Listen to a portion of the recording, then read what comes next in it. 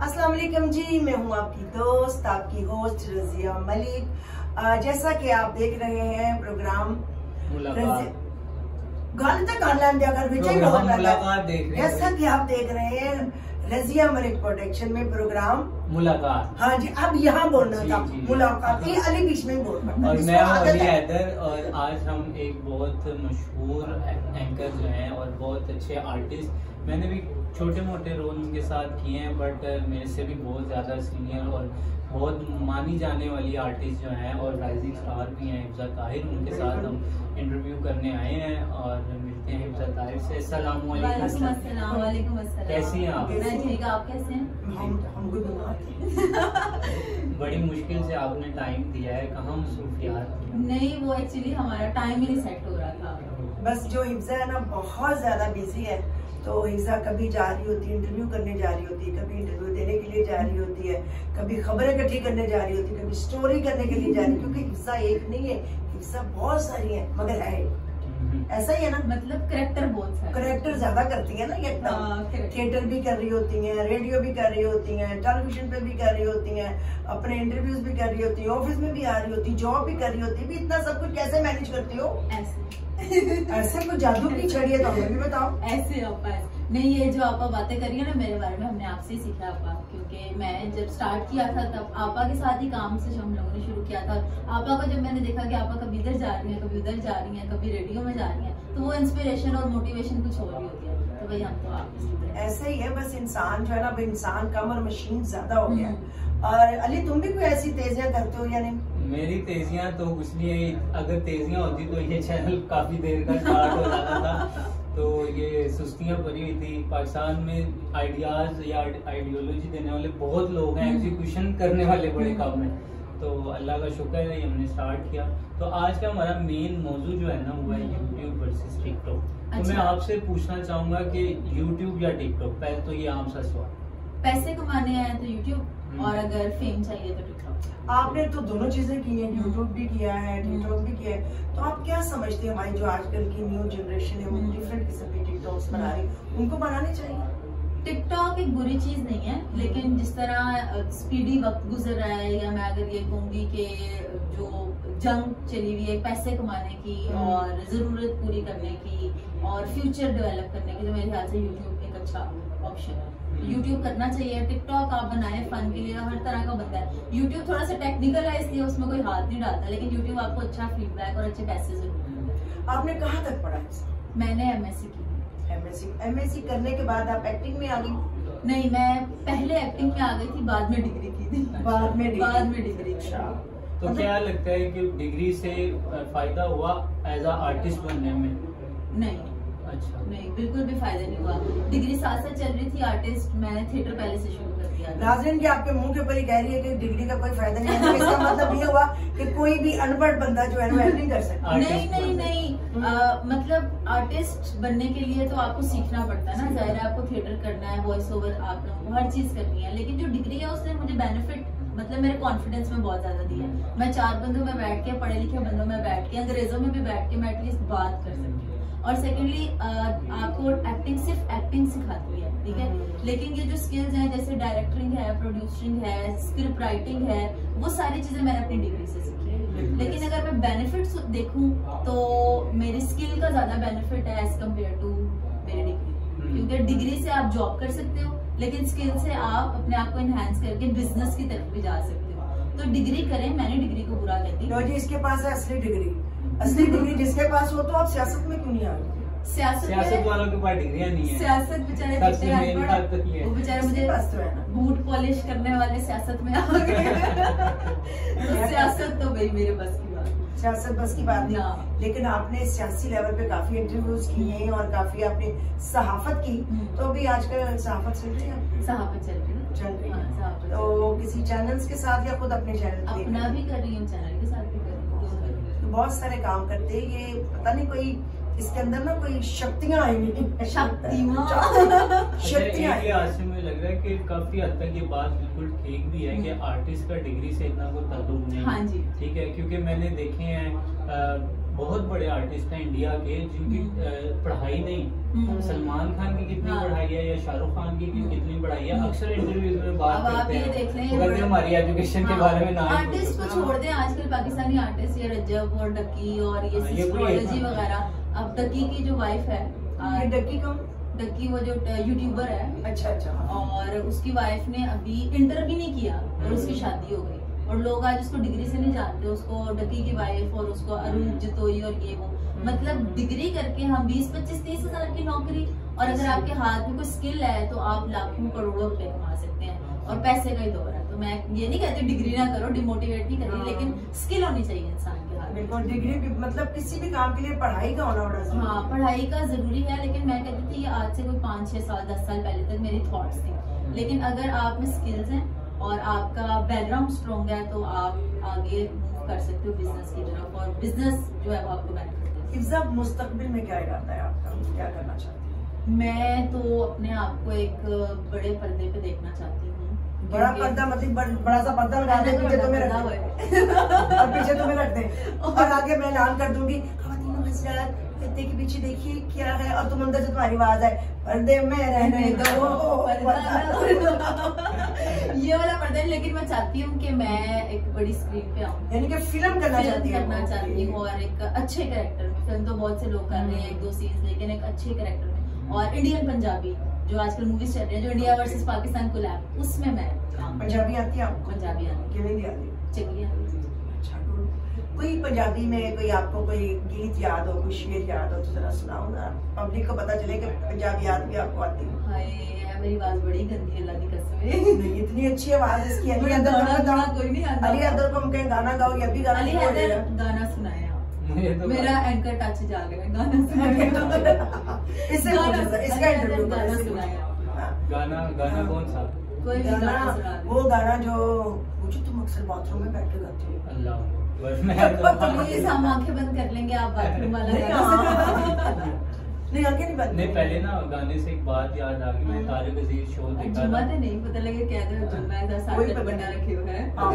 नहीं, वो तारिक अजीज शो देखता था ना, तो एक दफा मैं शो देखने गया तो मेरा बेस्ट फ्रेंड है, तो उन्होंने कहा जी गाना कौन गाए, तो वो बड़ा अच्छा गाना उसको गाना आता है, तो मैंने उसको इंसिस्ट किया तू जा गाना गा जाके, तो वो उठा गाना गाने चला गया, तो वो गाना उसने गाया तो वो कहता ये पाकिस्तानी नहीं है, पाकिस्तानी गाना, तो उसने कहा, उसने एक और गाना गाया, कहता ये भी पाकिस्तान, वो आतिफ असलम का था, गाया उसने इंडिया में था। अच्छा।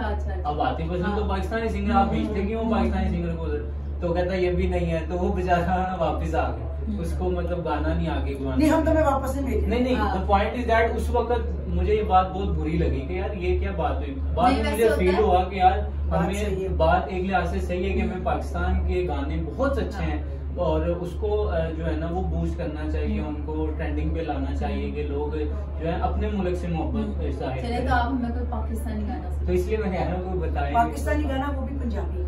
हाँ, पंजाबी गाना कोई बताए। बात तो पंजाबी की हो रही थी, अभी ज़हन में ही नहीं आ रहा।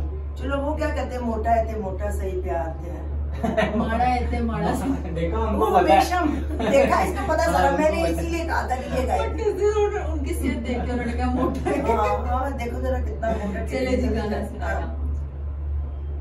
वो एक गाना है मैं बचपन में सुनता था, बचपन में ऐसे बातें बढ़ाई जा रही है। देखो ये चाह रहे हैं कि मैं लाइमलाइट ले लूं, लेकिन ये इंटरव्यू चल रहा है, वो उससे तुम्हें कह ही दिया है कि चलो गाना सुना देते हैं, तो मैं बात कह के रहूंगा। गाइस ये जैसे काट देंगे हम, जैसे क्योंकि ये बात इतनी नहीं होगी कि ट्राली ट्रैक्टर चलता था, उसके ऊपर लगता था ये गाना, मतलब इतना पुराना गाना था। हाँ, पंजाबी गाना है, तो मैं उस वक्त हमारा घर बन रहा था, तो मैं हमें चारपाई पे गाना सुना रही, मैं चाहते सुनो, आवाज में टीटी सुन रही नहीं है, हमें पता है। बात चैनल ने कहना है तो टीवी पे गाया, मतलब चैनल बदल लेना। के पास कैंची होती है तो काट देंगे। मैं नहीं कटना, मैं ये ठीक यारा दिलदारा वे आजा दो गल्ला करिए, यारा दिलदारा वे आजा दो गल्ला करिए, चल आ पिपला दी छावां में बावां विच पाके बावां में, तेनू दिल दा हाल सुनावा मैं आशिक दे पतरे पढ़िए यारा दिलदारा वे आ जा दो गल्ला करी। अच्छा, दो गल्ला कभी भी नहीं करनी चाहिए ना गाना बात जाती। लेकिन वाकई बहुत अच्छा गाना, बहुत अच्छा गाना। मैं आपको एक पर्सनल मशवरा देती हूँ, मांगा करें। कभी भूखे नहीं बनेंगे, कभी भूखे नहीं बनेंगे, मांगा सही बात है। दो आदमी हमेशा अमीर होते हैं, एक देने वाला और दूसरा लेने वाला, क्योंकि देने वाले को भी अल्लाह ने देना ही होता है क्योंकि वो दे रहा होता है, और जो मांग रहा होता है उसको तो किसी ने देना होता है। कॉन्फिडेंस, मैं कहता हूँ ये काम आसान है जो हम कर रहे हैं, मांगना बहुत मुश्किल काम है। मुझे नहीं पता लोग कैसे मांग लेते हैं, मैं बड़ा हैरान होता हूँ। ऐसे कहते हैं अल्लाह के नाम पे। अच्छा, मैंने आपसे एक क्वेश्चन करना था कि चूंकि मौजूद हमारा टिकटॉक वर्सेस यूट्यूब पर चल रहा है, तो अगर यूट्यूब की बात करें तो मैं रजब को तो जानता नहीं था, टकी का फिर भी नाम सुना था। बेसिकली मैंने कैरी मिनाटी को बहुत सुना है, मुझे बड़ा अच्छा लगता है यूट्यूब पर। सो रेदर देन उसकी गालियां वगैरह को अगर कट भी कर दे ना तो उसका नहीं, कैरी मिनाटी को अगर उसकी वो गालियां निकालता है ना, वो रोस्टिंग करता है ज्यादा, अगर उसकी गालियां निकाल भी दो ना तो उसके स्क्रिप्ट में पावर होती है। मैंने ये चीज फील की है एज अ मतलब मीडिया फील्ड के साथ रिलेटेड हूँ मैं, तो मैंने ये चीज फील की। तो मैंने ये पूछा, रजब भट्ट को तो कोई जानता नहीं था, मेरे ख्याल से 1-1.5 महीने के अंदर ही ये कैसे है, कौन मतलब ये कोई एक्टर था या क्या, कौन है? पीछे एक स्ट्रगल होती है और कुछ जो होता है ना वक्त होता है, इंसान का वक्त जो है ना जब बदलता है ना तो पता नहीं लगता होती है। इसका मैं एक इंटरव्यू सुन रही थी, जैसे आप स्ट्रगल कर रहे हैं, आप एक अरसे से स्ट्रगल कर रही हैं, लेकिन उस तरह से हम लोग, मुझे नहीं लगता कि हम अभी तक उस मुकाम तक पहुंचे हैं कि हम बाहर निकले तो 100 बंदा खड़ा हो जाए सेल्फी के लिए, पॉपुलैरिटी होती है। पिछले 1 साल से ये कर रहा था व्लॉगिंग, और उससे बिहाइंड अगर हम देखें तो वो हमारी तरह स्ट्रगलिंग में था। 15,000 की नौकरी करता था, और एक सेलमैन होता है जिस तरह निचले फ्लोर से उठा के डब्बे, जिस तरह स्टाइलों पे लोग काम करते हैं, ऊपर से डब्बे फेंकते हैं, उठा के 8वें फ्लोर तक, मैंने इसका इंटरव्यू सुना, वो सर पे रख के लेके जाया करता था। अच्छा, अच्छा, मैंने तो एक इसकी वीडियो देखी है, उसमें उसने अपनी गाड़ी को सामने रख के कहा कि ये देख ले, ये यूट्यूब का चैनल मैंने बाद में बनाया, गाड़ी मेरे पास पहले ही है। ये कैसे मतलब? नहीं, गाड़ी इसके पास ना पहले थी ना इसका घर, और अभी भी घर अपना नहीं, अभी भी स्टिल घर इसका किराए का है। पिछले 15 सालों से 15,000 की नौकरी कर रहा था, और अपनी माँ को कहता होता था कि मैं कुछ करूंगा। इसको किसी ने मशवरा दिया, इसने यूट्यूब चैनल बनाया, व्यू नहीं आते थे, व्लॉगिंग शुरू कर दी। 1 साल से ये व्लॉगिंग कर रहा है, और अचानक इसको बूस्ट मिला है, लोग इसको देखना शुरू हुए हैं, वायरल हुआ है, और 1 महीना नहीं, कम से कम 6 महीने के अंदर इसने 2 बड़ी गाड़ियां अपनी चेंज की हैं, अपना निकाह कर लिया, आज अल्हम्दुलिल्लाह हर चीज है इसके पास। और इसकी वजह से कितने लोगों के घर के चूल्हे जल रहे हैं, मतलब लोगों ने इसका देखा देखी व्लॉग किया, शाउट आउट लिया, और बहुत से लोग हैं जो इसने वायरल। आज रजब किसी भी जगह पर खड़ा हो जाए तो कम से कम इतनी आवाम है, जैसे आपको लगे जैसे कोई जलसा हो रहा है। रजब ने एक कॉल दी थी, आपको याद होगा कि मैं पता नहीं कौन सा मामबाड़ा है वहाँ पे जा रहा हूँ, जिसने मिलना है मिले, और वहाँ इतनी आवाम थी कि हैंडल करना मुश्किल हो गया था, बॉक्सर्स बुलाए गए थे। तो पिछले 1 साल से व्लॉगिंग कर रहा है, लेकिन इसको बूस्ट 6 महीने पहले मिला। कोई रिंग फाइट भी की थी? हाँ, रिंग फाइट की थी, लेकिन लोगों ने कहा था कि वो थोड़ा सा जो है ना वो कंट्रोवर्शियल है और प्री प्लान है, और उसमें काफी लोग गए भी थे, इन्वॉल्व भी हुए थे। लोगों ने कहा था ये 5,000 रुपए की टिकट लगाई है, और इसलिए लगाई है कि रजब के फैंस आएंगे तो इनको बिजनेस क्रिएट होगा। इसके पीछे क्या था क्या नहीं था, लेकिन रिंग फाइट हुई थी जिसमें रजब हार गया था बुरी तरह से। अपना एक ना ड्रामा था जियो का रानी, तो रानी ड्रामे में इसने कैरेक्टर किया था, तब ये बिल्कुल किंजा हाशमी थी आई थिंक, और ये था कराची की प्रोडक्शन थी। और रानी ड्रामे में जो कि हमारी एक फ्रेंड थी, मैं खुद भी थी उसमें, और उसका नाम था रानी और फजीलत। फजीलत ने मुझे बताया, कहते हैं आपको याद है? मैं कहती मुझे बिल्कुल भी याद नहीं है। अच्छा। उससे मुझे याद लाया उसका इंटरव्यू करने के, तो कहते हैं रजब भट्ट तो उस वक्त आया था रानी ड्रामे में। अच्छा। और बिल्कुल इसका मतलब कैरेक्टर तो अच्छा था, लेकिन छोटा सा था, तो एक एपिसोड में था। लेकिन रजब का नाम बिल्कुल जब आम स्टार्स में लिया जाता है तो उसका नाम आता है, तो बिल्कुल दिल से दुआ है कि वो जहाँ कहीं भी रहे, खुश रहे, शाद रहे, आबाद रहे। इतनी उसने मेहनत की, और मेहनत से आगे आया। एक और चीज है भी, जो अरशद नदीम वायरल हुए, और उसके बाद जब उन्हें कराची बुलाया गया, और जब उनको वसीम बदावी ने ट्रिब्यूट पेश किया था और बड़े बड़े लोग आए थे, उसमें भी रजब भट्ट को एज अ गेस्ट बुलाया, जहाँ पे बड़े बड़े अदाकारों को बुलाया। और रजब भट्ट की 1 मिनट की एंट्री थी स्टेज के ऊपर, हालांकि अरशद नदीम से मिलने के लिए लोग तरस गए हैं, लेकिन रजब भट्ट को खुद इनवाइट किया वसीम बदामी ने, कराची गए जाके वहाँ पर लोगों से सिर्फ उन्होंने ऐसे हाथ हिलाया, जैसे शाहरुख खान इंडिया में जाता है अपने बैल्कनी पे खड़ा हो गया ऐसे हाथ हिलाता है, नीचे कितने लोग होते हैं, तो रजब भट्ट को देखने वहाँ इतनी आवाम आ गई थी कि जो रजब भट्ट आ रहा है। तो एक ब्रांड इस टाइम पाकिस्तानी, तू अपना नाम रजब भट्ट रखा तो एक पाकिस्तानी ब्रांड बन गया। मतलब अब रजब भट्ट किसी भी टिकटॉक पे, एक दिन मैंने उसको लाइव देखा, 1 मिनट का मैच, 5 मिनट के मैच में उसने कम से कम 10 से 15 लाख कमा के उठाए 5 मिनट में। मतलब रजब अब किसी भी दुनिया के कोने में जाकर जो है वो व्लॉग करे, जो मर्जी करे, वो लखपति करोड़ों, और ये सारी उसकी बेसिकली माँ की दुआ है। बिल्कुल, मैं तो इसका सारा क्रेडिट उसकी माँ को दूंगी। मेहनत तो है लेकिन उसकी जो माँ की दुआएं हैं उसके साथ, वो उसकी वजह से जो है वो आज एक ऐसे मकाम पे शायद हम पहुँचते पहुँचते हमें सालों साल लगते हैं। हिफ्जा हर किसी के साथ माँ की दुआएं होती हैं, और मेरे साथ नहीं, आपके साथ हम सबकी दुआएं हैं। देखो बेशक हिफ्जा ताहिर की अपनी इस दुनिया में नहीं है, लेकिन हम भी इनकी बड़े हैं और माँ बाप की जगह पे हैं, बिल्कुल दुआ करते हैं, और आपके पापा आपके लिए दुआ मांगते हैं, और हम आपके पापा के लिए भी दुआ करते हैं कि अल्लाह ताला आपको कामयाबियों से मुबतला करे। और हिफ्जा पढ़ाई के दौरान एक आर्टिस्ट बनी, और अच्छा बड़ी आर्ट्स काउंसिल में इन्होंने इतने अच्छे ड्रामे परफॉर्म किया। वो मेरे ढोल सिपाही तेनू रब दिया रखा, क्या ड्रामे का नाम था?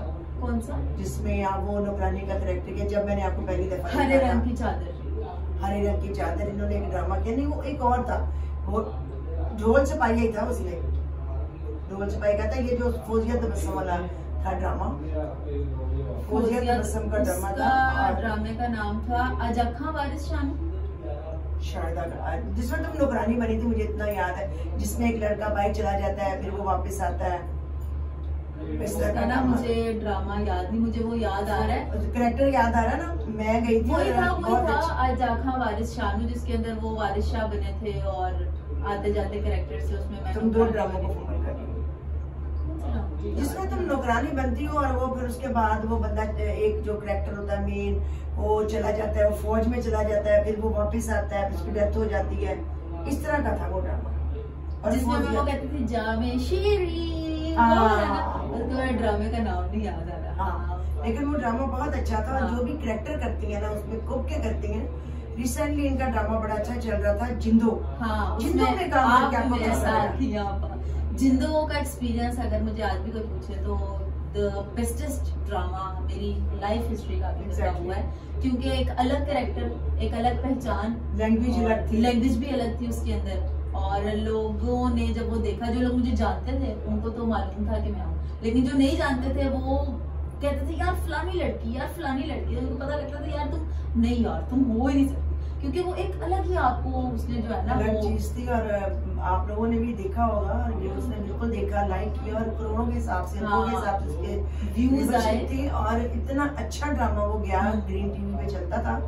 और हिफ्सा मेरी बहू बनी होती है, और हम दोनों ही डरे हुए थे। मैं कहूँगी मैं नहीं, ये डरी हुई थी, हम दोनों को ही अली ये था। हम गए बावलपुर जब करने, तो ये इत्तेफाक की बात है कि आज मैं पहली दफा पब्लिक से भी और दूसरा को भी बता रही हूँ कि ड्रामा तो रिकॉर्ड हो चुका था, चैनल पे जा चुका था, सब कुछ तो ग्रीन टीवी वालों ने कहा कि जी ड्रामे का जो वक्त है वो कम है, तो इसमें जरा ज्यादा जो है ना होना चाहिए, ड्यूरेशन थोड़ी बढ़ानी चाहिए।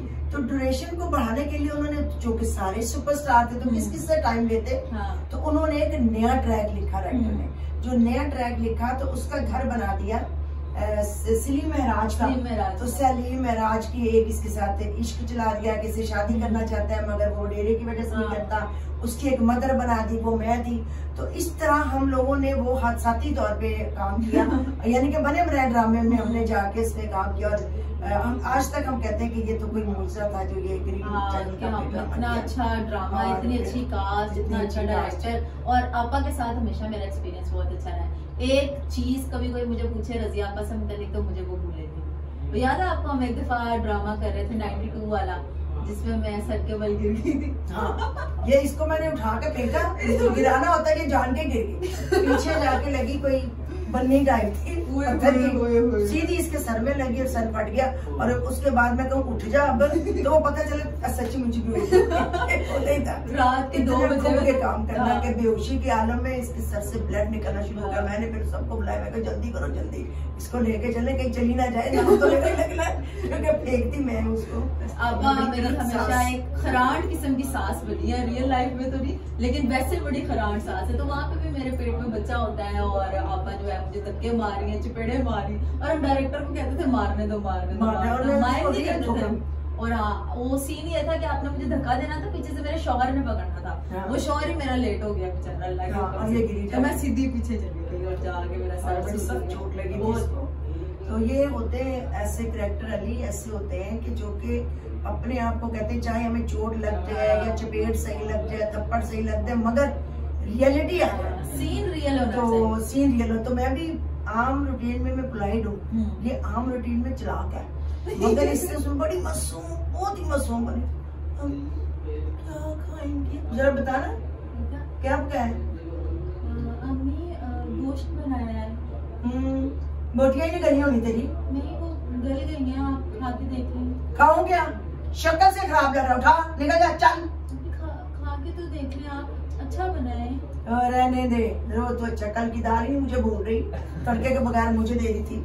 आप तो मेरी किसी भी चीज में खुश नहीं होती। जितनी तुम मासूम नजर आ रही ना इतने है नहीं, सीधी हो जा। आप बता दें आपने क्या बनाना है, मैं वो बना दूंगी। चल जा 3 घंटे फ्राई करके लिया। ठीक है तेरी आसानी।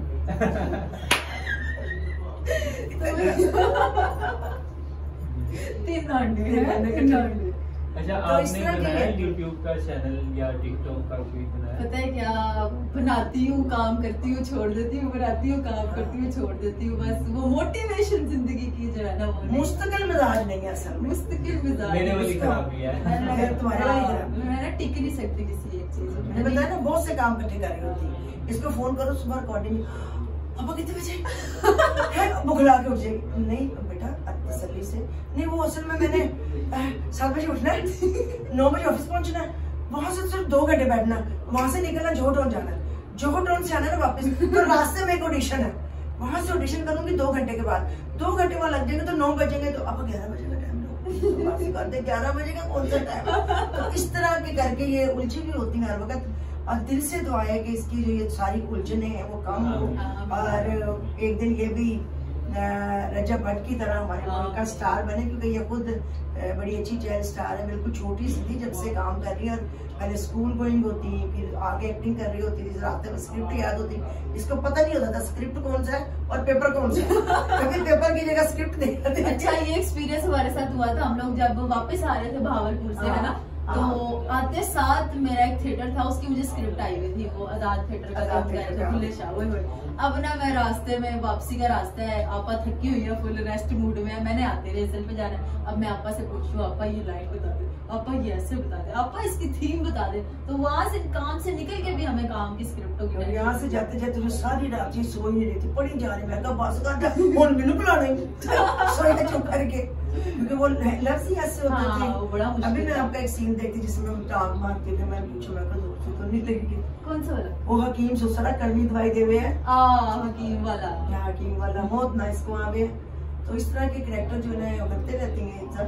हिफ्जा आपने ये शोभा क्यों मुंतखब किया? और भी तो पढ़ी लिखी थी आप, मतलब मेरे में तो ये है, मेरी बैड लक है कि मैं बहुत ज्यादा पढ़ी लिखी नहीं हूँ, मैट्रिक में छोड़ दिया था, तुम तो पढ़ी लिखी थी, तुम एक अच्छी जॉब कर सकती थी, टीचर बन सकती थी, डॉक्टरी पढ़ सकती थी, मतलब क्यों नहीं तुमने कोई जॉब की? मैंने आपका जहाँ तक बात है ना काम की, मैंने 2 साल टीचिंग की है यूनिक के इदारे में एज ए स्पोर्ट्स इंस्ट्रक्टर।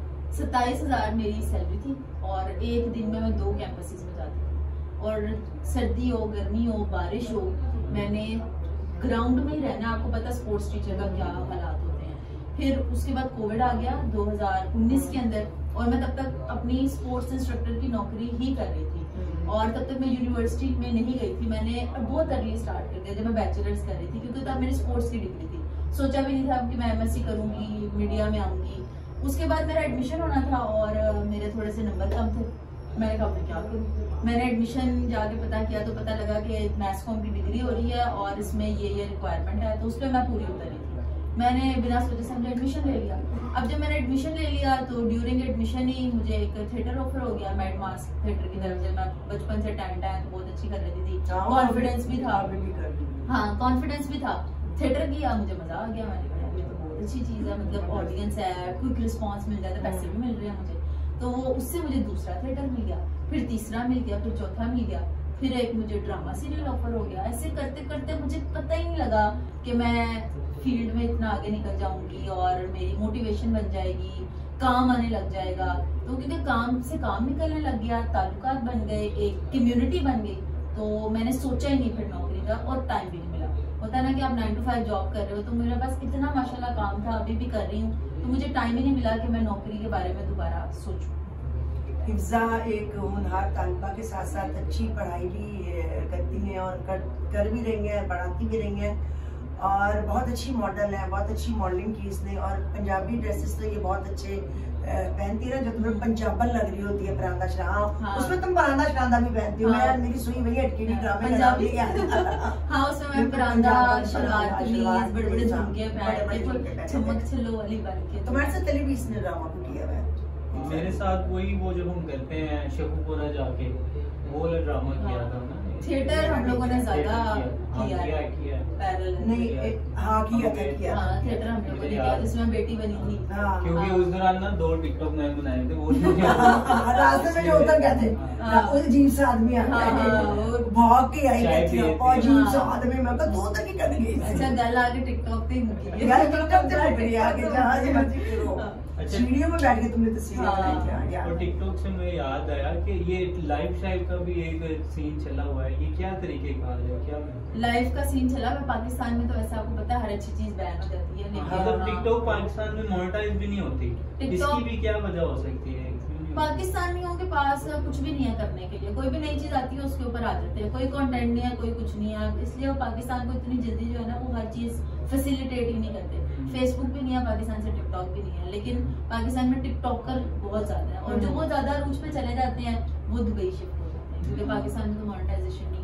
या फिर वो एडवर्टीजमेंट करते हैं, डिफरेंट गेमिंग एप्स हैं, उनकी एड में बस इधर से पैसे कमा सकते हैं, वैसे नहीं कमाते। इसकी एक वजह मुझे ये भी लग रही है क्योंकि ना टिकटॉक का जितना भी बंदा है ना वो फेक बहुत है।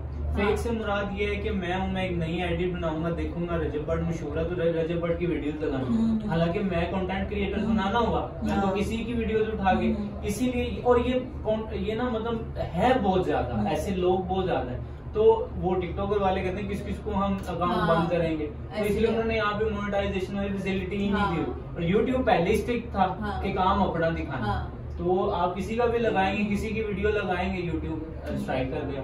इवन दैट के यूट्यूब को मैसेज भेजा था कैरी मनाटी, एक ने ना रोस्ट की थी वीडियो टिकटॉकर की कि ये क्या काम करता है, ये कोई काम थोड़ी है।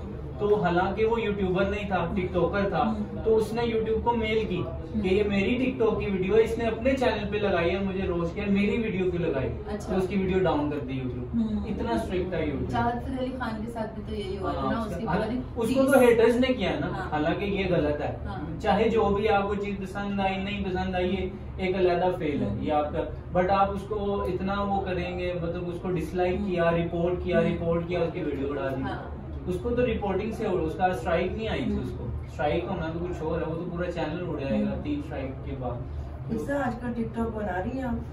टिकटॉक मैं जरा कम बना रही हूँ आजकल, ज्यादा इंस्टाग्राम इन्फ्लुएंसिंग पे ज्यादा मैंने फोकस किया हुआ है, तो टिकटॉक का कोई मुझे वो फ्यूचर ही नहीं नजर आ रहा। किसी से मुतासर हो गया आपने एक्टिंग शुरू की थी या डायरेक्टिंग शुरू कर दी? मैंने आपको बताया ना कि मैंने अभी कदम रखा ही था डिग्री में, तो मुझे हो गया था एक ड्रामा सुरखा घराना के नाम से कोई था, मैड मास्क थिएटर, उनकी तरफ से एक मेंटल असाइलम इंग्लिश प्ले था, वो मुझे ऑफर हुआ था, और वहाँ पे कुछ डायरेक्टर्स बैठे हुए थे, उन्होंने मुझे दूसरे ड्रामे के लिए अप्रोच किया, जो ड्रामा आप भी देखने आई थी। फिर वो एक बड़ा ड्रामा था जो दूसरा मुझे मिला, पहला तो छोटा ड्रामा था, कजाफी में हुआ था, फिर तीसरा ड्रामा मिल गया मुझे, फिर चौथा ड्रामा मिल गया, वो ड्रामे से फिर ड्रामा ऐसा गया। और अब किसी से मुतासिर नहीं है कभी? नहीं, अगर बंदा कहना मैं उससे मोटिवेट हुई, उससे मोटिवेट हुई। वैसे पाकिस्तान में काफी ज्यादा स्टार हैं टीवी रेडियो थिएटर के, तो कौन सा एक्टर आपको बहुत अच्छा लगता है? मुझे कबीर खान साहब से मैं बहुत ज्यादा इंस्पायर्ड थी, और कोशिश भी की उनके साथ काम करने की। एक दफा एक मुझे एड ऑफर भी हुई थी, लेकिन वो ज़ाहिर है किसी ना किसी वजह से वो नहीं हो सकी। लेकिन कबीर खान साहब मैं समझती हूँ एक बेहतरीन पाकिस्तान के अदाकार और very down to earth personality हैं, क्योंकि अब बहुत से लोग काम कर रहे हैं फील्ड में, लेकिन सीनियर एक सीनियर होता है, उससे सीखने का भी मौका मिलता है। और रजिया मलिक साहिबा से मैंने बहुत सीखा है। अगर लोग बहुत सी फीमेल आर्टिस्ट काम कर रही हैं, हानिया आमिर है, निदा है, फलाना है, ढिमकाना है, सबा खान को भी मैं बहुत ज्यादा देखती हूँ आजकल, लेकिन रहीला आपा भी हैं हमारी, निशो आपा वगैरह भी हैं, लेकिन आपके अंदर जो वर्सेटैलिटी है ना वो किसी में भी नहीं है। कराची के लोगों के साथ भी काम किया है और लाहौरियों के साथ भी काम किया हर तरह, लेकिन एक होता है ना कि दिल मिल जाना। और एक आर्टिस्ट को सबसे ज्यादा सेट पे ये चाहिए होता है कि कोई ऐसा बंदा हो जाए कि जो आपको डिग्रेड ना करे, आपको मोटिवेट करे, और लोग नहीं करते। आप छोटा आर्टिस्ट हो, आप बड़ा आर्टिस्ट हो, हमेशा आपकी लेग पुलिंग है ही है कि आप सेट पे जाते ही इतना आपको डिग्रेड कर देते हैं, तो आप परफॉर्म क्या करोगे। तो आपा के साथ मैंने जितना काम किया, आपा जाके मैं पूछ भी रही होती हूँ कि आपा यार ये बता दें, मुझे नहीं समझ आ रही, जो हमारा ढिंडो वाला हुआ था, तो आपा बढ़ चढ़ के बताती हैं, तो मुझे ये मेरी इंस्पिरेशन है। बिल्कुल सही। हम भी जब इब्जा तुम्हारे अंदर थोड़ी थोड़ी मेरी बातचीत आती जा रही है, मेरी हरकतें कहना चाहिए क्योंकि हम जब आए हैं ना, बिल्कुल इब्जा जब मैं एक्टिंग के शोबे में आई हूँ तो मैं किसी से मुतासिर हुई थी। अच्छा। मैंने मुझे आदत थी स्टोरीज बुक पढ़ने की ना, तो मैं एक दफा अखबार पढ़ रही थी, तो उसमें हमारी नजमा महबूब की खबर आई गई थी, जिसमें नजमा महबूब शायद तुम्हें ना बताओ, हमारी एक सीनियर आर्टिस्ट थी, फिल्म से ताल्लुक था उनका, टीवी से ताल्लुक था, और हमारे टीवी पे एक बहुत अच्छे हमारे प्रोड्यूसर थे कमर अली शाह साहब, उनकी बेगम भी थी। तो वो खबर ये थी कि उस पर लिखा हुआ था कि नजमा महबूब दुनिया से चल बसी। अच्छा। और उनका आखिरी सीन जो था ना रियल डेथ का, वो रिकॉर्ड हो गया, क्योंकि वो डेथ सीन ही कर रही थी उस वक्त, डेथ सीन कर रही थी, और उनको ट्रेन से बांधा गया था, और एक और ट्रेन नहीं आना था, उसके अंदर लगना था, एक्सीडेंट दिखाना था। और चूंकि आपको तो पता है, बल्कि काफी लोगों को भी पता है जो लोग देख रहे हैं, आज मुझे वो अचानक याद आई तुम्हारी इस बात से, मैंने कभी ये बात किसी से शेयर नहीं की, बल्कि इसको भी नहीं पता होगा। तो वो उनको ट्रेन से बांधा गया और उधर से क्यों दिया दूसरी ट्रेन को कि आओ। वो ट्रेन चल पड़ी तो उससे यकदम यहाँ पे ब्रेक लगनी थी, तो उन्होंने कैमरिक टेक्निक से बताना था कि टकरा गई है। अच्छा। अब वो इधर बांधा हुआ है और इस लाइन पे उसने क्यों कहा है, रियल ट्रेन आके लग गई, तो मौके उससे उछली गई ना वो, बिल्कुल मतलब एक ट्रेन से लग जाना। तो ये जब मैं खबर पढ़ी ना, तो मैंने फिर दिल में सोचा, मैंने कहा अल्लाह ताला तो मुझे इस काबिल कर दे कि मैं भी कोई ऐसा काम कर दूं कि लोग मरने के बाद मुझे भी याद रखें, ऐसा सीन करूं मैं। तो वो हमेशा ही मेरी जिंदगी के लिए वो बहुत, क्योंकि मैं उनकी फैन थी नजमा अपा की। तो एक नजमा अपा और थी, नजमा बेगम साहब, वो तो हमारी वो भी फिल्म से थी, वो नजमा बेगम थी, ये नजमा महबूब थी। बहुत देर बाद मुझे, जब मैंने टीवी ज्वाइन कर लिया, टीवी पे मैंने वाला जीन ड्रामा पहला कर रही थी, तो मैंने एकदम देखा कमर अली शाह का मैं ड्रामा आंतिया कर रही थी, नजमा महबूब की इतनी बड़ी फोटो लगी। मैं कहा सर है तनश चलन है तुमकी फैन, अबे तुझे पता नहीं ये मेरी बेगम थी, ऐसे बोलते थे ना, वो बिल्कुल अंदर से कहीं से बोलते थे। तो उनके बेटे हैं हैदर नकवी साहब, वो हमारी पीटीवी के प्रोड्यूसर हैं, अभी हैं, मुझे हसीना कहते हैं। तो मैं हमेशा कहती हूँ हसीना, आपको मैं हसीना लगती हूँ? कहते नहीं, जब मैं तुझे देखती हूँ तो मुझे बहुत सी बातें याद आती है, तो मैं तुझे हसीना कहता हूँ। और जब उनकी मदर का मैंने ये वाकया सुनाया, तो कहते अब तो तुम्हारे लिए मेरे दिल में और भी जगह बन गई है, क्योंकि मैंने बताया मैं कि उनसे मुतासर होकर मैंने एक्टिंग शुरू की थी, और पहला ड्रामा मैंने किया था पीटीवी का वाला जीन के, होते चले गए। तो खैर ऐसा इंसान को होना चाहिए जो हमारे सीनियर है, उनसे सीखने का मौका मिलता है। लेकिन हमारे सीनियर्स को भी, इफ्सा तुम्हें भी मैं ये कह रही हूँ कि तुम भी जब कोई जूनियर बंदा है तो उसको बताना चाहिए, क्योंकि एक बंदे ने बैठ नहीं जाना यहाँ पे, ये दुनिया है, दिस इज दुनिया, ये तो खत्म होनी है, फना होनी है, तबाह होनी है, तुम्हारे बाद भी लोगों ने आना है। तो इसलिए उनके लिए हमें जगह बनानी चाहिए, रास्ता बनाना चाहिए, आसानियां पैदा करनी चाहिए। तो सबसे सही तरीका जो आसानियां पैदा करने का वो यही है कि जो हमने सीखा है हम दूसरों को सिखाएं, जो हमने गलतियां की हमको ना। तुम इस सिलसिले में कोई मैसेज देना चाहो हमारी पब्लिक को, तो बताओ क्या मैसेज दो? सबसे पहले तो आपका बहुत अच्छा लगा आप आई, और आप आपने इंटरव्यू किया, बड़ी अच्छी अच्छी बातें की। और मैं यही कहना चाहूंगी जाते जाते, क्योंकि हम लोगों ने जब भी किसी फील्ड में कदम रखा है तो हम सीख के नहीं आए, कोई भी सीख के नहीं आता, करने से सीखते हैं। और जब आपको लोग अच्छे मिल जाते हैं, साथ अच्छा मिल जाता है, तो आप जल्दी सीख जाते हैं। लेकिन लोगों के लिए बाइस से आसानी बनना चाहिए। हम लोग को ये नहीं चाहिए कि अगर कोई आ रहा है तो हम उसकी टांग खींचे, क्योंकि हमने ऐसी बहुत सी चीजें देखी है। मेरा नहीं ख्याल कि हमारी जो जनरेशन आ रही है वो, क्योंकि खुद पे उनके बीत चुकी है, तो मेरा नहीं ख्याल कि कोई आगे ऐसा करेगा। लेकिन ये है कि नए लोगों को चांस देना चाहिए। बिल्कुल आपकी बात बजाय है, बिल्कुल सही है। ये किसी के लिए आप अच्छा करेंगे तो आपके लिए डेफिनेटली अच्छा होगा। अगर आप अपने दिल में किसी के लिए मेरे ख्याल से बुरा रखेंगे तो आपके लिए भी कभी भी अच्छा नहीं होगा। लोगों के लिए आसानी का बायस बने ताकि अल्लाह ताला आपके लिए आसानियां करे। और मैं सबको बेस्ट विशेस देती हूँ, जो जिस फील्ड में भी काम कर रहा है उसमें लगे रहे, मेहनत करें, मोटिवेट होते रहे, डिमोटिवेट नहीं होगा। Thank you Hifza. आपको मैसेज देना चाहें अलिया दे? मेरा मैसेज, मिस ने इतनी अच्छी बात कह दी, वो सबसे अच्छा मैसेज है। और यही मैं कहूँगा कि जो उन्होंने कहा कि न्यू टैलेंट को मौका देना चाहिए। हम भी अपने प्रोग्राम के तहत न्यू टैलेंट्स को जो है वो इनवाइट करते हैं, जो हमसे बात करना चाहें, इंटरव्यू करना चाहें, करवाना चाहें। आप हमारी ईमेल के थ्रू हमसे कांटेक्ट कर सकते हैं, हम चैनल के थ्रू कमेंट्स वगैरह से कांटेक्ट कर सकते हैं। और चैनल को सब्सक्राइब करें, लाइक करें, शेयर करें। Thank you so much. और एक छोटा सा मैसेज मैं भी देना चाहूँगी कि हम सबका पैगाम मोहब्बत है जहाँ तक पहुँचे। और हमने नया चैनल मैंने रन किया, अली ने बनाया है, रजिया मलिक व्लॉग्स। उसको भी शेयर करें, लाइक करें और तेजी से पसंद करें। Thank you. चलते चलते पाकिस्तान जिंदाबाद।